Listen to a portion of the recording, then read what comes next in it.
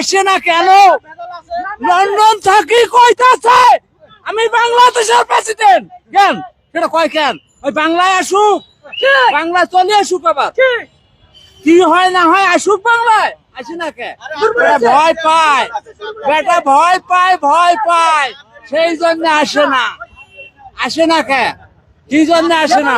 আর ভয় কি? কারে ভয় পায় ওই? অনেক আসে না কেন?